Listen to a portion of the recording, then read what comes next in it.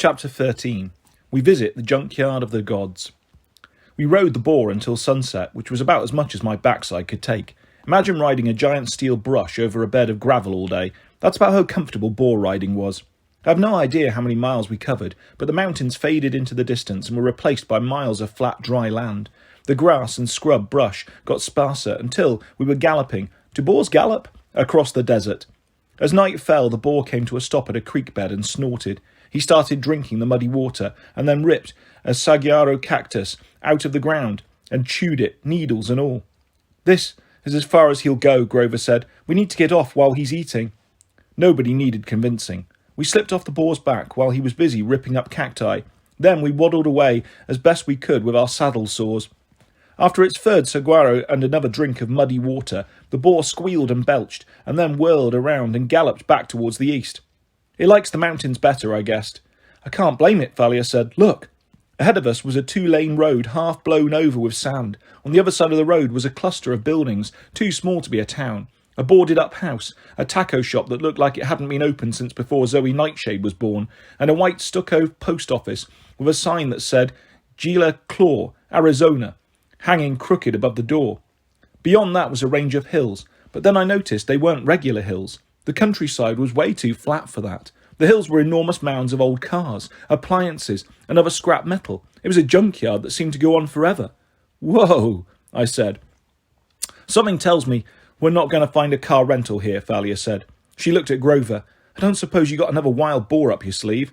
Grover was sniffing the wind, looking nervous. He fished out his acorns and threw them into the sand, and then played his pipes. They rearranged themselves in a pattern that made no sense to me, but Grover looked concerned. "That's us," he said. "Those 5 nuts right there." "Which one is me?" I asked. "The little deformed one," Zoe suggested. "Oh, shut up." "That cluster right there," Grover said, pointing to the left. "That's trouble." "A monster?" Thalia asked. Grover looked uneasy. "I don't smell anything, which doesn't make sense, but the acorns don't lie. Our next challenge—" He pointed straight towards the junkyard. With the sunlight almost gone now, the hills of metal looked like something on an alien planet. We decided to camp for the night and try the junkyard in the morning. None of us wanted to go dump diving in the dark. Zoe and Bianca produced 5 sleeping bags and foam mattresses out of their backpacks. I don't know how they did it, because the packs were tiny, but they must have been enchanted to hold more stuff. I'd noticed their bows and quivers were also magic. I never really thought about it, but when the hunters needed them, they just appeared slung over their backs, and when they didn't, they were gone. The night got chilly fast, so Grover and I collected old boards from the ruined house, and Thalia zapped them with an electric shock to start a campfire. Pretty soon we were about as comfy as you can get in a run-down ghost town in the middle of nowhere. "The stars are out," Zoe said. She was right. There were millions of them with no city lights to turn the sky orange. "Amazing," Bianca said. "I've never actually seen the Milky Way." "This is nothing," Zoe said. "In the old days there were more. Whole constellations have disappeared because of human light pollution." "You talk like you're not human," I said. Zoe raised an eyebrow. "I am a hunter. I care what happens to the wild places of the world. Can the same be said for thee?" "For you," Thalia corrected, "not thee. But you use you for the beginning of a sentence. And for the end," Thalia said. "Though, no thou, no thee, just—" Zoe threw up in her hands in exasperation. "I hate this language. It changes too often." Grover sighed. He was still looking up at the stars like he was thinking about the light pollution problem. "If only Pan were here, he would set things right." Zoe nodded sadly. "Maybe it was the coffee," Grover said. "I was drinking coffee and the wind came. Maybe if I drank more coffee." I was pretty sure coffee had nothing to do with what had happened in Cloudcroft, but I didn't have the heart to tell Grover.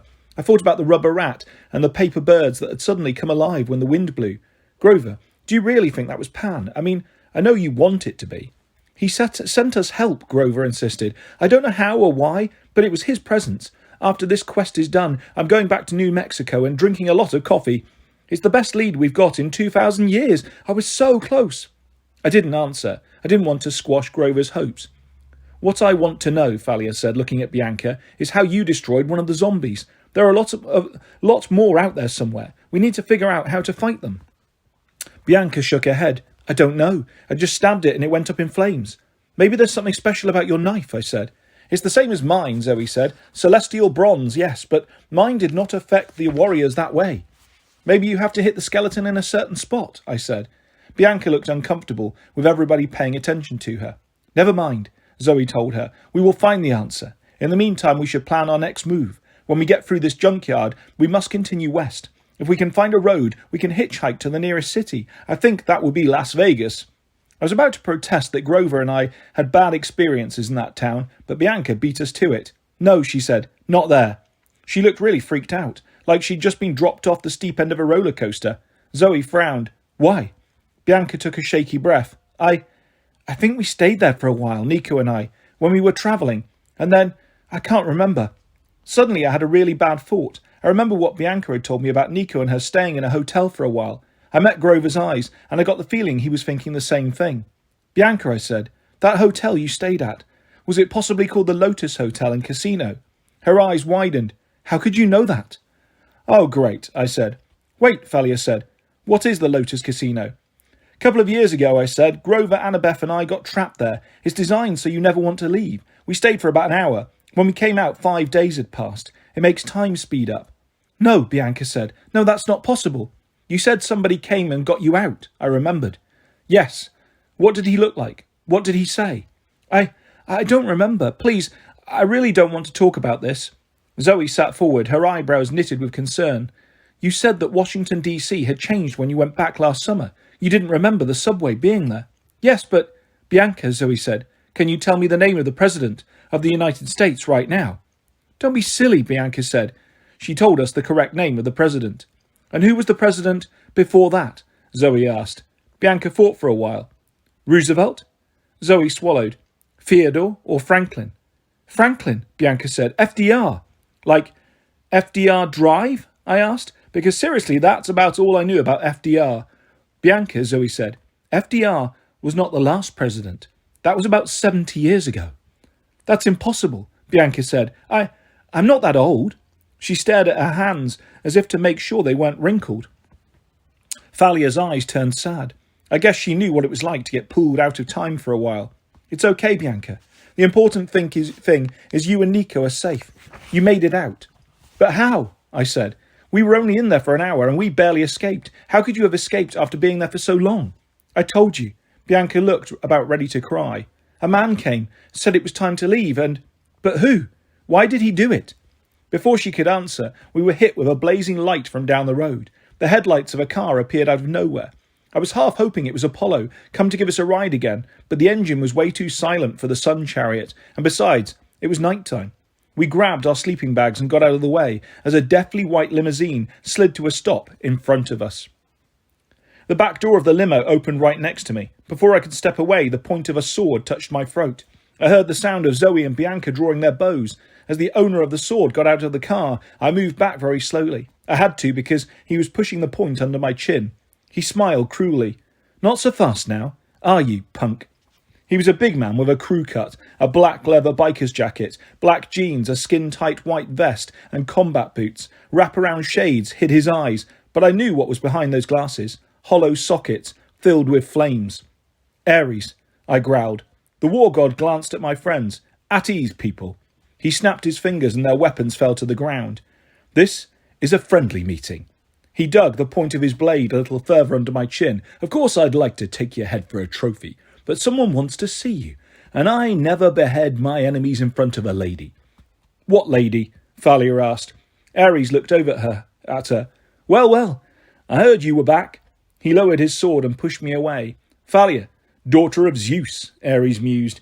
"You're not hanging out with very good company." "What's your business, Ares?" she said. "Who's in the car?" Ares smiled, enjoying the attention. "Oh, I doubt she wants to meet the rest of you, particularly not them." He jutted his chin towards Zoe and Bianca. "Why don't you all get some tacos while you wait? Only take Percy a few minutes." "We will not leave him alone with the Lord Ares," Zoe said. "Besides," Grover managed, "the taco place is closed." Ares snapped his fingers again. The lights inside the taqueria suddenly blazed to life. The boards flew off the door and the close sign flipped to open. "You were saying, goat boy?" "Go on," I told my friends. "I'll handle this." I tried to sound more confident than I felt. I don't think Ares was fooled. "You heard the boy," Ares said. "He's big and strong. He's got things under control." My friends reluctantly headed over to the taco restaurant. Ares regarded me with loathing and then opened the limousine door like a chauffeur. "Get inside, punk," he said, "and mind your manners. She's not as forgiving of rudeness as I am. When I saw her, my jaw dropped. I forgot my name. I forgot where I was. I forgot how to speak in complete sentences. She was wearing a red satin dress, and her hair was curled in a cascade of ringlets. Her face was the most beautiful I'd ever seen. Perfect makeup, dazzling eyes, a smile that would have lit up the dark side of the moon. Thinking back on it, I can't tell you who she looked like, or even what colour her hair or her eyes were. Pick the most beautiful actress you can think of. The goddess was 10 times more beautiful than that. Pick your favourite hair colour, eye colour, whatever. The goddess had that. When she smiled at me, just for a moment she looked a little bit like Annabeth. Then, like this television actress I used to have a crush on in 5th grade. Then, well, you get the idea. Ah, there you are, Percy, the goddess said. I am Aphrodite. I slipped into the seat across from her and said something like, She smiled. Aren't you sweet? Hold this, please. She handed me a polished mirror the size of a dinner plate and had me hold it up for her. She leaned forward and dabbed at her lipstick, though I couldn't see anything wrong with it. Do you know why you're here? She asked. I wanted to respond. Why couldn't I form a complete sentence? She was only a lady, a seriously beautiful lady with eyes like pools of spring water. Whoa! I pinched my own arm hard.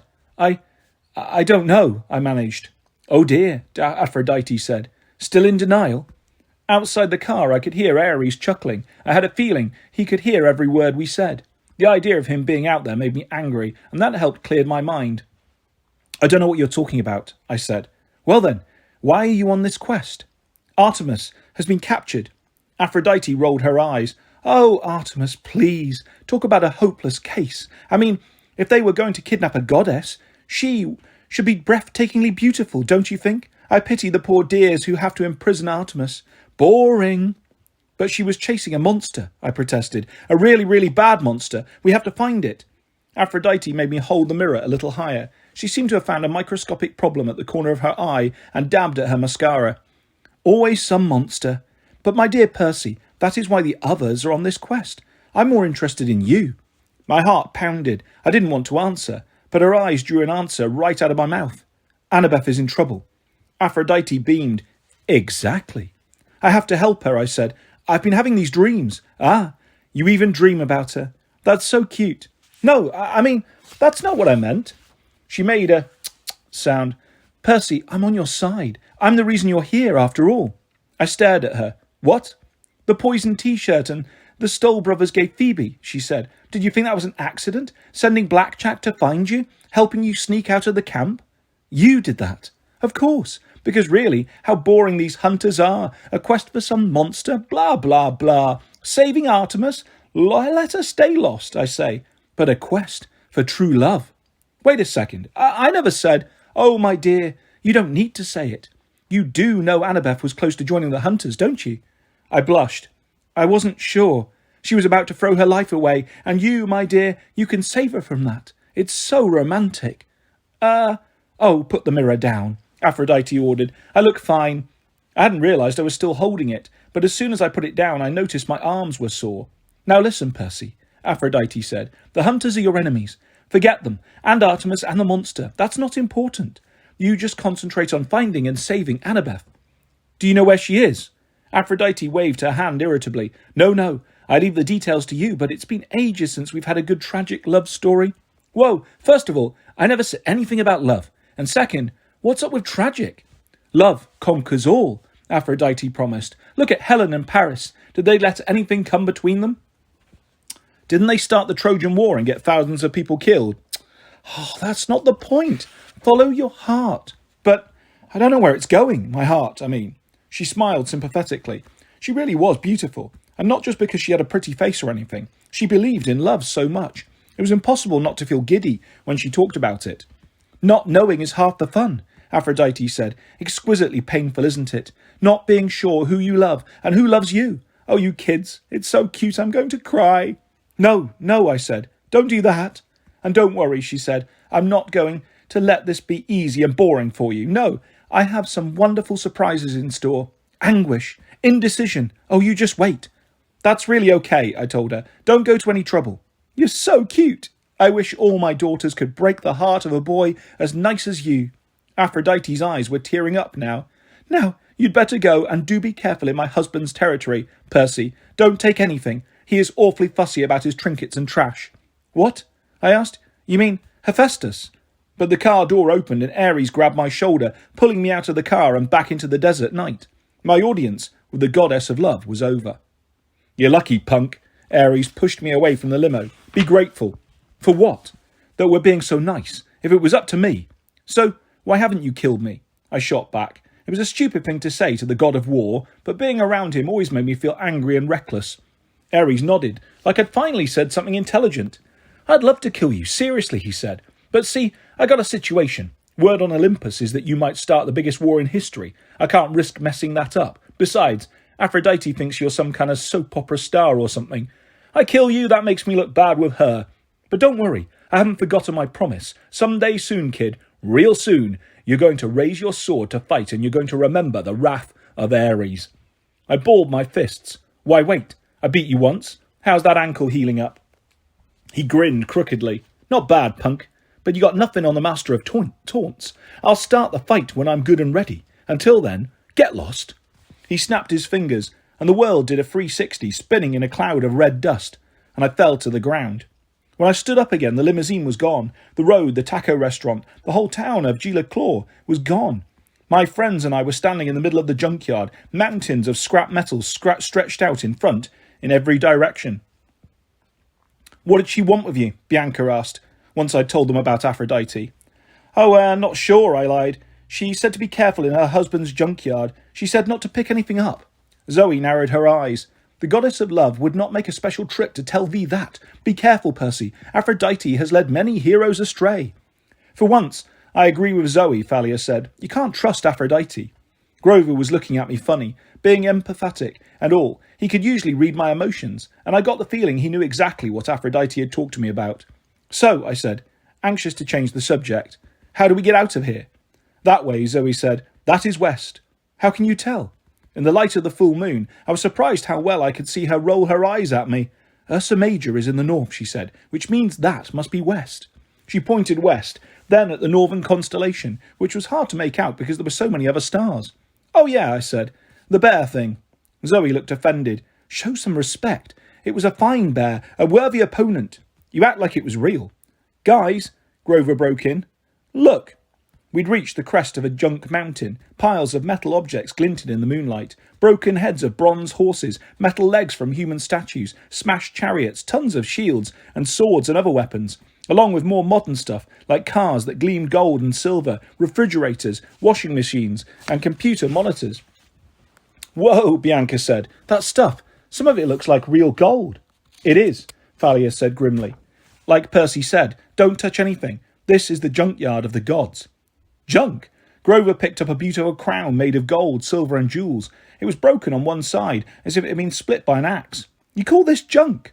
He bit off a point and began to chew. "It's delicious." Thalia swatted the crown out of his hands. "I'm serious." "Look," Bianca said. She raced down the hill, tipping over bronze coils and golden plates. She picked up a bow that glowed silver in the moonlight.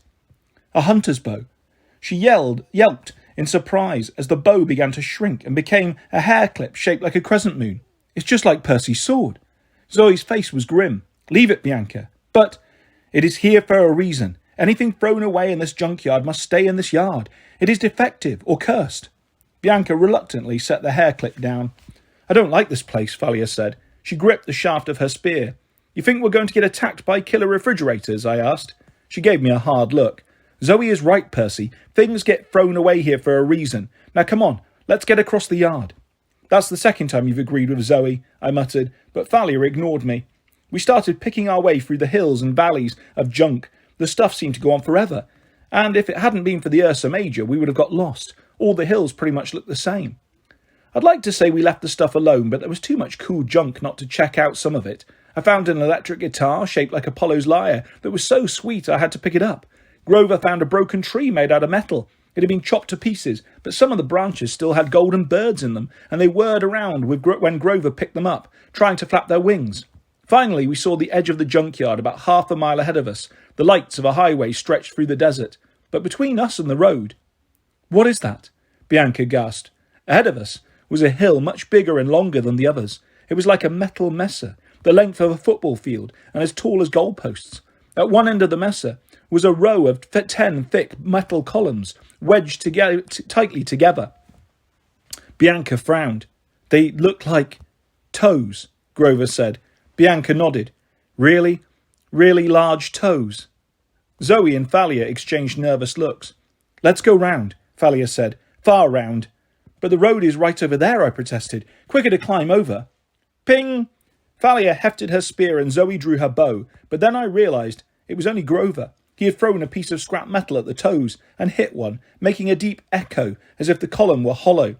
Why did you do that? Zoe demanded. Grover cringed. I don't know. I don't like fake feet. Come on, Thalia looked at me. Around. I didn't argue. The toes were starting to freak me out, too. I mean, who sculpts 3-metre-tall metal toes and sticks them in a junkyard? After several minutes of walking, we finally stepped onto the highway, an abandoned but well-lit stretch of black tarmac. We made it out, Zoe said. Thank the gods. But apparently the gods didn't want to be thanked. At that moment, I heard a sound like 1,000 trash compactors crushing metal. I whirled around.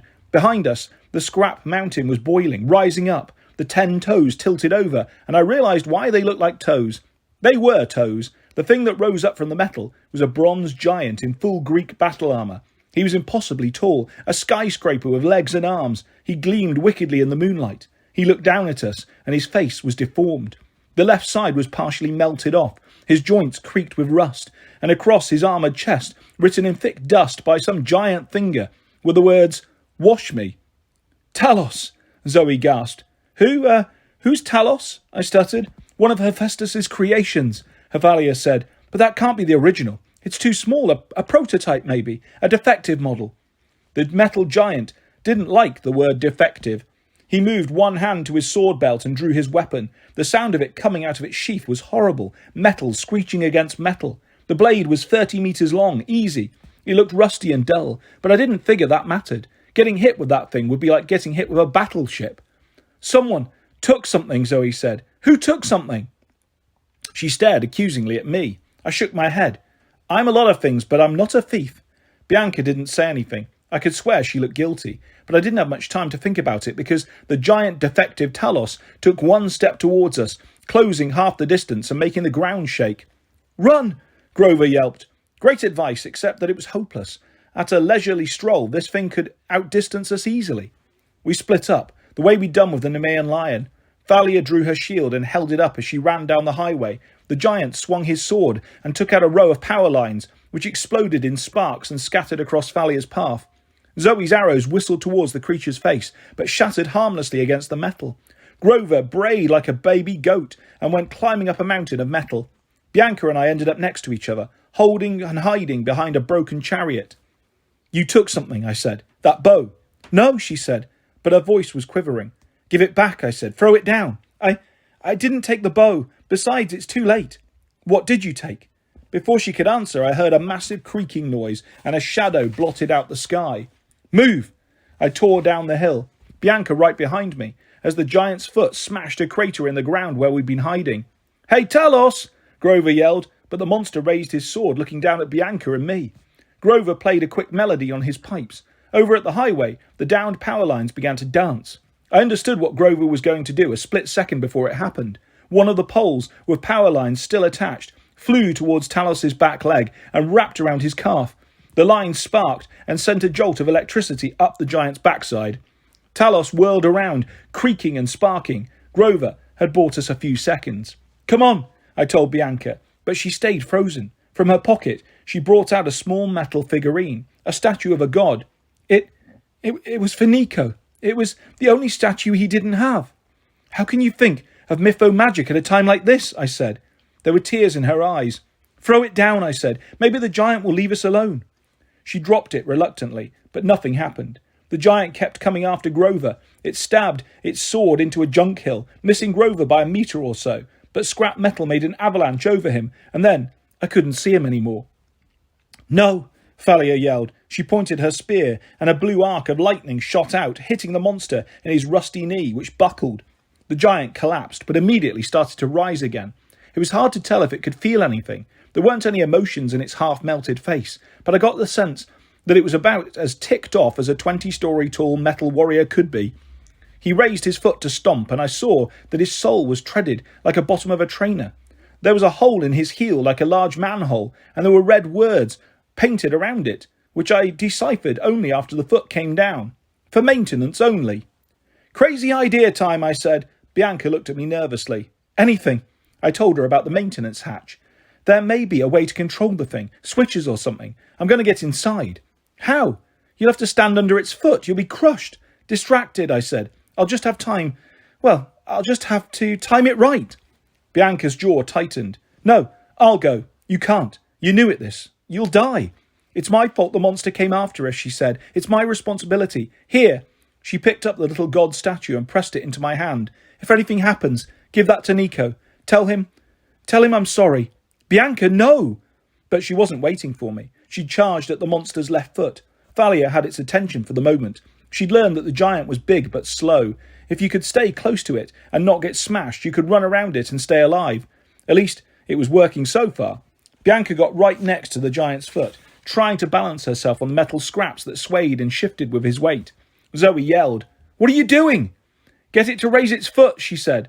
Zoe shot an arrow towards the monster's face, and it flew straight into one nostril. The giant straightened and shook its head.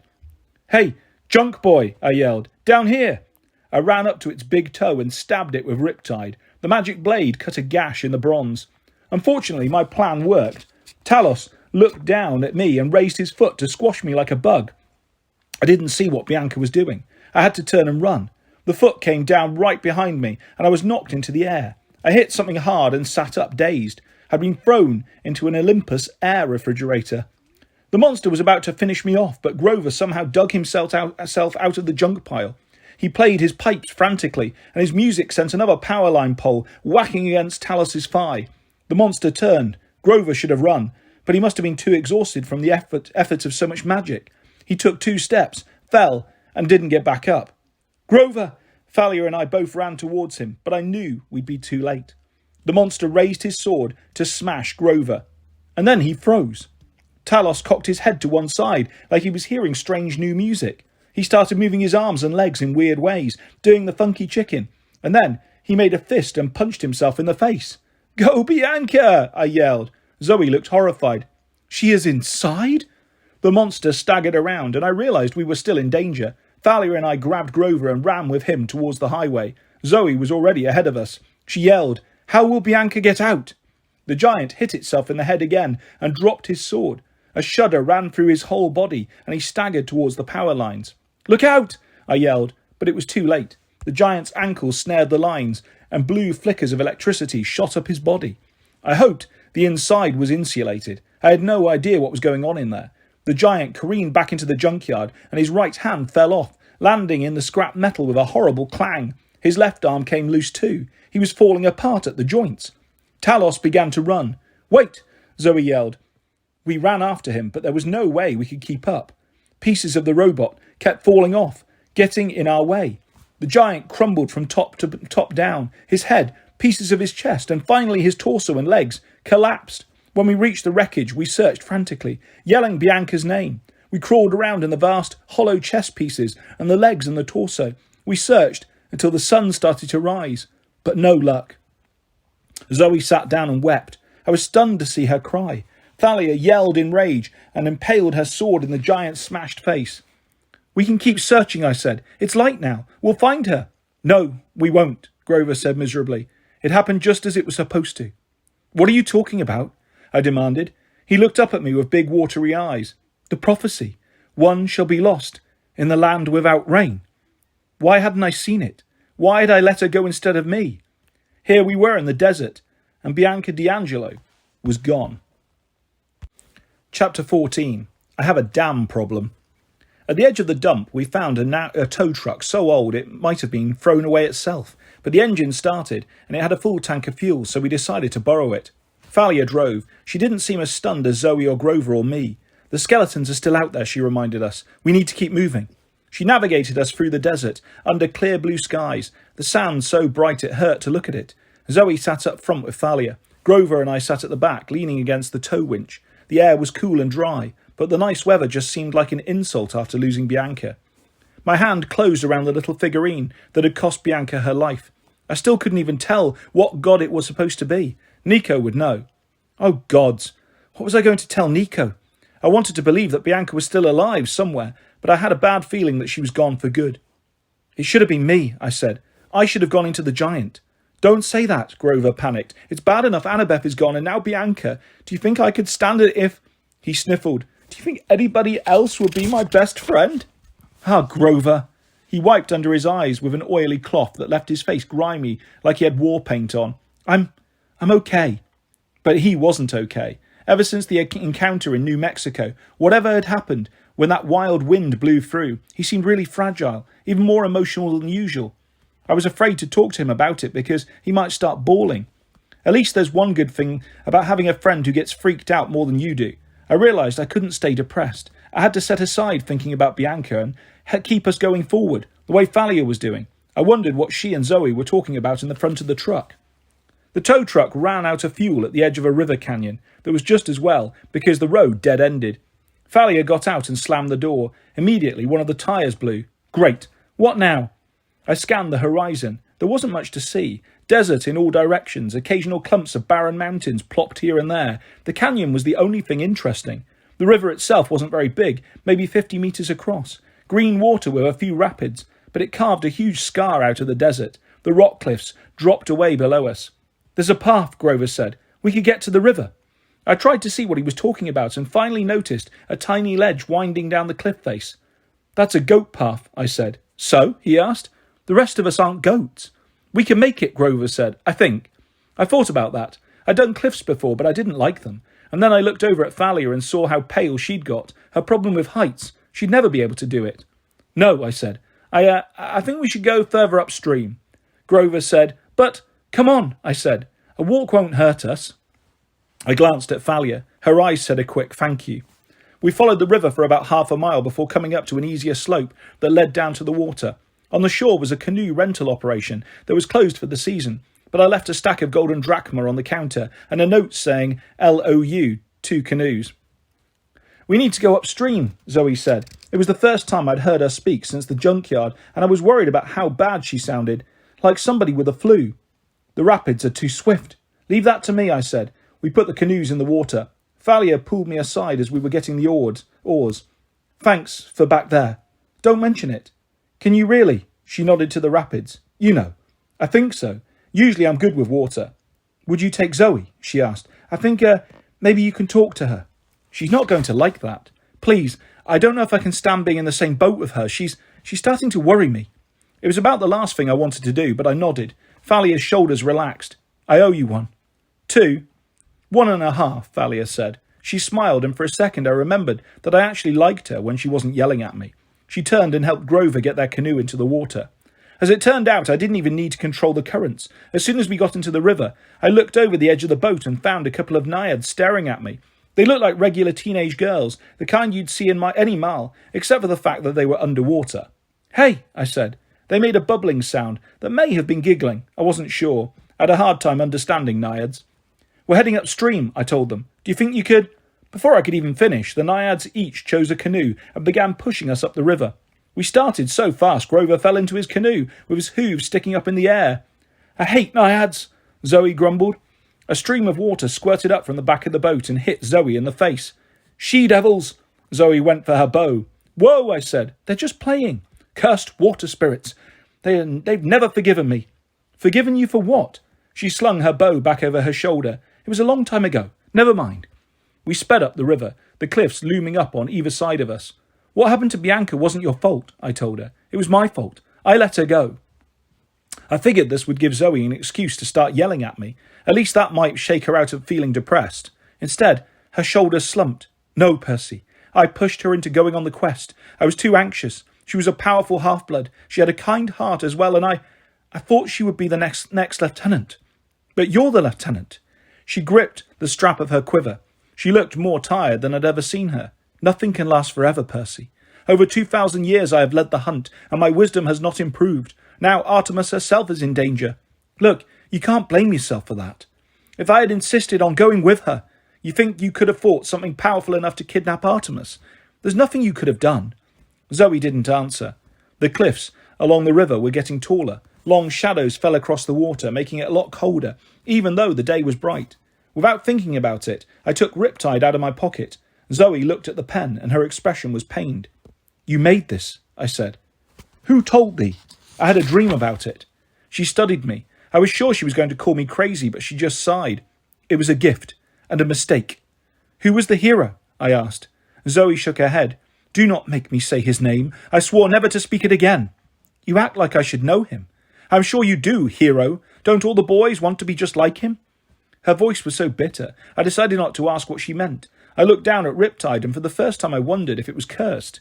"Your mother was a water goddess?" I asked. "Yes. Pleione. She had 5 daughters, my sisters and I, the Hesperides. Those were the girls who lived in a garden at the edge of the west, with a golden apple tree, and a dragon guarding it." "Yes," Zoe said wistfully. "Ladon." "But weren't there only 4 sisters?" "There are now. I was exiled, forgotten, blotted out as if I never existed." "Why?" Zoe pointed to my pen.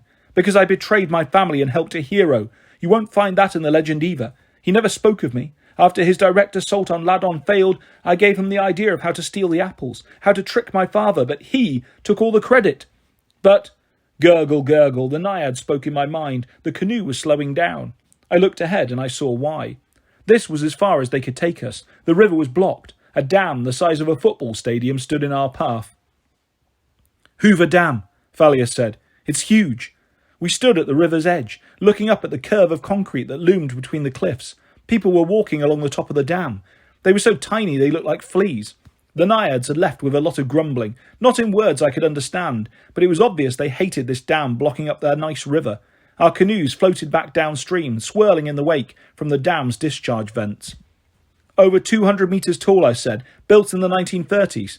5 million cubic acres of water," Thalia said. Grover sighed.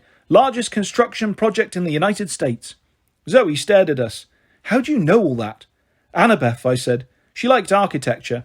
"She was nuts about monuments," Thalia said. "Spouted facts all the time," Grover sniffled. "So annoying." "I wish she was here," I said. The others nodded. Zoe was still looking at her strangely, but I didn't care. It seemed like cruel fate that we'd come to Hoover Dam, one of Annabeth's personal favourites, and she wasn't here to see it.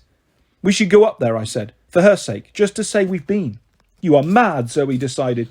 "But that's where the road is."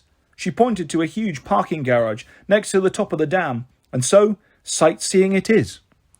We had to walk for almost an hour before we found a path that led up to the road. It came up on the east side of the river, and then we straggled back towards the dam. It was cold and windy on top. On one side, a big lake spread out, ringed by barren desert mountains. On the other side, the dam dropped away like the world's most dangerous skateboard ramp, down to the river more than 200 metres below, and water that churned from the dam's vents. Thalia walked in the middle of the road, far away from the edges. Grover kept sniffing the wind and looking nervous. He didn't say anything, but I knew he smelled monsters. "How close are they?" I asked him. He shook his head. "Maybe not close. The wind on the dam, the desert all around us. The scent can probably carry for miles, but it's coming from several directions. I don't like it." I didn't either. It was already Wednesday, only 2 days until winter solstice, and we still had a long way to go. We didn't need any more monsters. "There's a snack bar in the visitor centre," Thalia said. "You've been here before?" I asked. "Once, to see the Guardians." She pointed to the far end of the dam. Carved into the side of the cliff was a little plaza with 2 big bronze statues. They looked kind of like Oscar statues with wings. "They were dedicated to Zeus when the dam was built," Thalia said. "A gift from Athena." Tourists were clustered all around them. They seemed to be looking at the statue's feet. "What are they doing?" I asked. "Rubbing the toes," Thalia said. "They think it's good luck." "Why?" She shook her head. "Mortals get crazy ideas. They don't know the statues are sacred to Zeus, but they know there's something special about them." "When you were here last, did they talk to you or anything?" Thalia's expression darkened. I could tell she'd come here before hoping for exactly that. Some kind of sign from her dad. Some connection. "No, they don't do anything. They're just big metal statues." I thought about the last big metal statue we'd run into. That hadn't gone so well, but I decided not to bring it up. "Let us find the damn snack bars," Zoe said. "We should eat while we can." Grover cracked a smile. "The damn snack bar?" Zoe blinked. "Yes. What is funny?" "Nothing," Grover said, trying to keep a straight face. "I could use some damn French fries." Even Thalia smiled at that. "And I need to use the damn restroom." Maybe it was the fact that we were so tired and strung out emotionally, but I started cracking up, and Thalia and Grover joined in while Zoe just looked at us. I do not understand. I want to use the damn water fountain, Grover said. And Thalia tried to catch her breath. I want to buy a damn t-shirt. I cracked up, and I probably would have kept laughing all day. But then I heard a noise. The smile melted off my face. I wondered if the noise was just in my head, but Grover had stopped laughing too. He was looking around confused. Did I just hear a cow? A damn cow? Thalia laughed. No, Grover said, I'm serious. Zoe listened. I hear nothing. Thalia was looking at me. Percy, are you okay? Yeah, I said. You guys go ahead. I'll be right in. What's wrong? Grover asked. Nothing, I said. I just need a minute to think. They hesitated, but I guess I must have looked upset because they finally went into the visitor centre without me. As soon as they were gone, I jogged to the north edge of the dam and looked over. She was about 10 metres below in the lake, but I could see her clearly. My friend from Long Island Sound, Bessie the cow serpent. I looked around. There were groups of kids running along the dam, a lot of senior citizens, some families, but nobody seemed to be paying Bessie any attention yet. What are you doing here? I asked her. Her voice was urgent, like she was trying to warn me of something. How did you get here? I asked. We were thousands of miles from Long Island, hundreds of miles inland. There was no way she could have swum all the way here, and yet here she was. Bessie swam in a circle and butted her head against the side of the dam. She wanted me to come with her. She was telling me to hurry. I can't, I told her. My friends are inside. She looked at me with her sad brown eyes, and then she gave one more urgent did a flip, and disappeared into the water. I hesitated. Something was wrong. She was trying to tell me that. I considered jumping over the side and following her, but then I tensed. The hairs on my arms bristled. I looked down the dam road to the east, and I saw two men walking slowly towards me. They wore grey camouflage outfits that flickered over skeletal bodies. They passed through a group of kids and pushed them aside. A kid yelled, "Hey!" One of the warriors turned, his face changing momentarily into a skull. "Ah!" the kid yelled, and his whole group backed away. I ran for the visitor centre. I was almost at the stairs when I heard tyres squeal. On the west side of the dam, a black van swerved to a stop in the middle of the road, nearly ploughing into some old people. The van doors opened, and more skeleton warriors piled out. I was surrounded. I bolted down the stairs and through the museum entrance. The security guard at the metal detector yelled, "Hey kid!" But I didn't stop. I ran through the exhibits and ducked behind a tour group. I looked for my friends, but I couldn't see them anywhere. Where was the damn snack bar? "Stop!" the metal detector guy yelled. There was no place to go but into an elevator with a tour group. I ducked inside just as the door closed.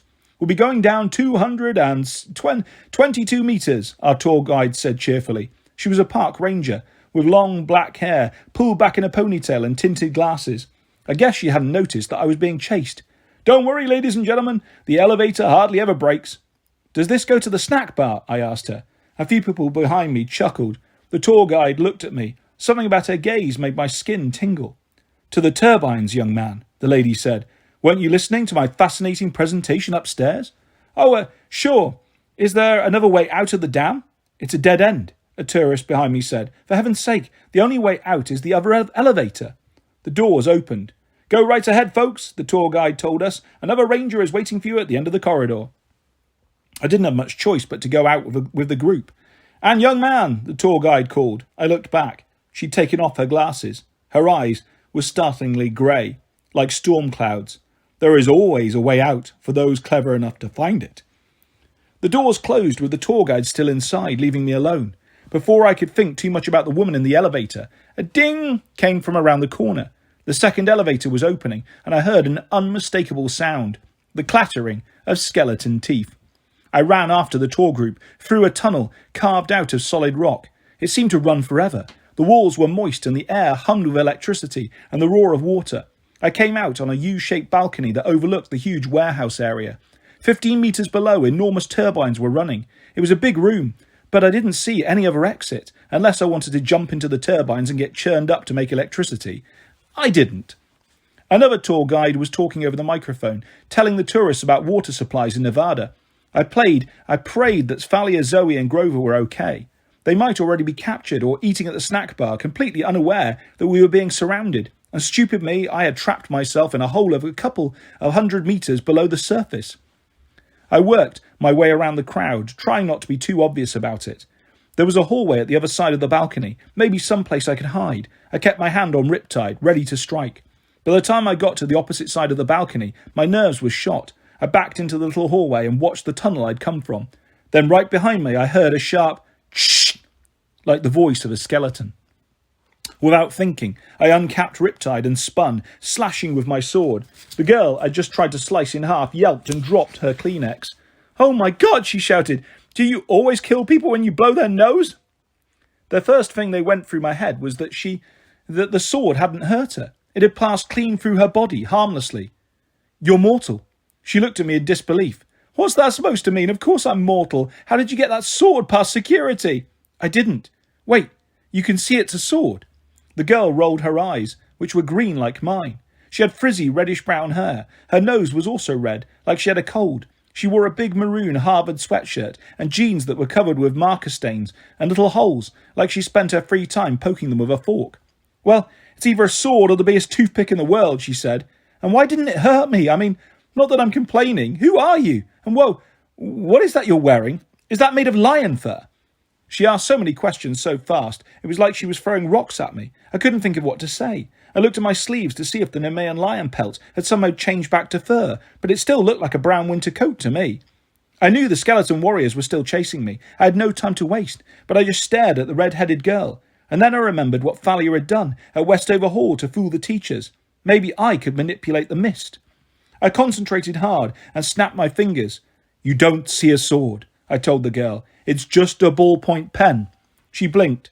No, it's a sword, weirdo." "Who are you?" I demanded. She huffed indignantly. "Rachel Elizabeth Dare. Now, are you going to answer my questions or should I scream for security?" "No," I said. I mean, I'm kind of in a hurry. I'm in trouble." "In a hurry or in trouble?" Sort of both." She looked over my shoulder and her eyes widened. "Bathroom." "What?" "Bathroom, behind me, now." I don't know why, but I listened to her. I slipped inside the boys' bathroom and left Rachel Elizabeth Dare standing outside. Later, that seemed cowardly to me, or I'm also pretty sure it saved my life. I heard the clattering, hissing sounds of skeletons as they came closer.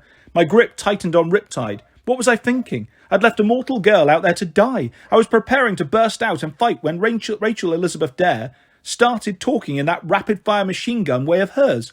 "Oh my God, did you see that kid? It's about time you got here. He tried to kill me. He had a sword. For God's sake, you security guys, let a sword-swinging lunatic inside a national landmark. I mean, geez. He ran that way towards those turbine thingies. I think he went over the side or something. Maybe he fell." The skeletons clattered excitedly. I heard them moving off. Rachel opened the door. "All clear, but you'd better hurry." She looked shaken. Her face was grey and sweaty. I peeked around the corner. 3 skeleton warriors were running towards the other end of the balcony. The way to the elevator was clear for a few seconds. "I owe you one, Rachel Elizabeth Dare." "What are those things?" she asked. "They look like..." "Skeletons?" She nodded uneasily. "Do yourself a favour," I said. "Forget it. Forget you ever saw me. Forget you tried to kill me?" "Yeah, that too. But who are you?" "Percy," I started to say, and then the skeletons turned around. "Gotta go." "What kind of name is Percy Gotta Go?" I bolted for the exit. The cafe was packed with kids enjoying the best part of the tour, the damn lunch. Thalia, Zoe and Grover were just sitting down with their food. "We need to leave," I gasped. "Now!" "But we just got our burritos," Thalia said. Zoe stood up, muttering an ancient Greek curse. "He's right. Look." The cafe windows wrapped all the way around the observation floor, which gave us a beautiful panoramic view of the skeletal army that had come to kill us. I counted 2 on the east side of the damn road, blocking the way to Arizona, 3 more on the west side guarding Nevada. All of them were armed with batons and pistols. But our immediate problem was a lot closer. The 3 skeleton warriors who'd been chasing me in the turbine room now appeared on the stairs. They saw me from across the cafeteria and clattered their teeth. "Elevator," Grover said. We bolted in that direction, but the doors opened with a pleasant ding, and 3 more warriors stepped out. Every warrior was accounted for, minus the one Bianca had blasted to flames in New Mexico. We were completely surrounded. Then Grover had a brilliant, totally Grover-like idea. "Burrito fight!" he yelled, and flung his guacamole grande at the nearest skeleton.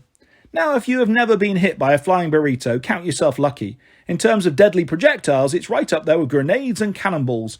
Grover's lunch hit the skeleton and knocked his skull clean off his shoulders.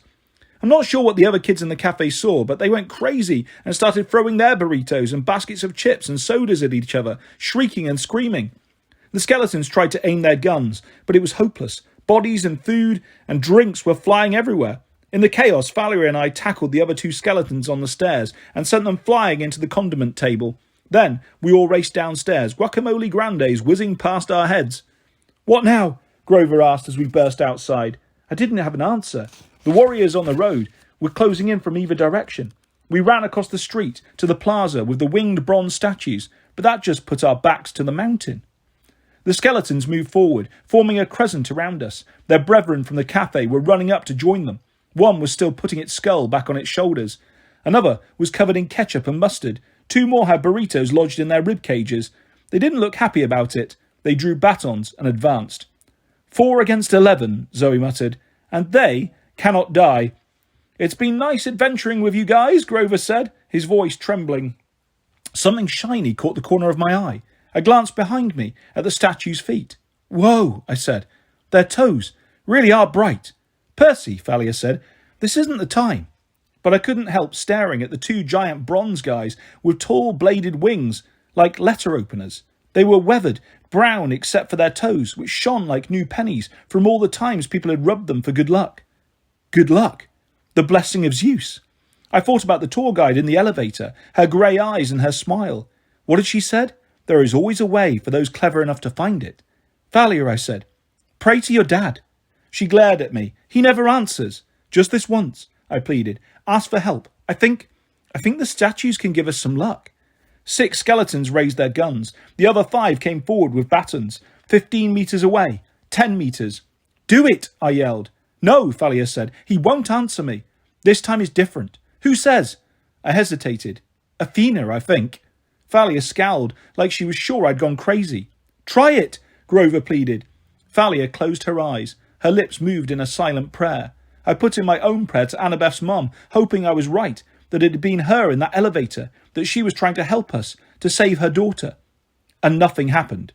The skeletons closed in. I raised Riptide to defend myself. Thalia held up her shield. Zoe pushed Grover behind her and aimed an arrow at a skeleton's head. A shadow fell over me. I thought maybe it was the shadow of death.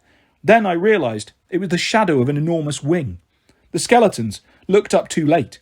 A flash of bronze, and all 5 of the baton wielders were swept aside. The other skeletons opened fire. I raised my lion coat for protection, but I didn't need it. The bronze angels stepped in front of us and folded their wings like shields. Bullets pinged off them like rain off a corrugated roof. Both angels slashed outwards and the skeletons went flying across the road. Man, it feels good to stand up, the first angel said. His voice sounded tinny and rusty, like he hadn't had a drink since he'd been built. Will you look at my toes, the other said. Holy Zeus, what were those tourists thinking? As stunned as I was by the angels, I was more concerned with the skeletons. A few of them were getting up again, reassembling, bony hands groping for their weapons. Trouble, I said. Get us out of here, Thalia yelled. Both angels looked down at her. Zeus's kid? Yes. Could I get a please, Miss Zeus's kid? An angel asked. Please. The angels looked at each other and shrugged. Could use a stretch, one decided. And the next thing I knew, one of them grabbed Thalia and me. The other grabbed Zoe and Grover, and we flew straight up, over the dam and the river, the skeleton warriors shrinking to tiny specks below us, and the sound of gunfire echoing off the sides of the mountains.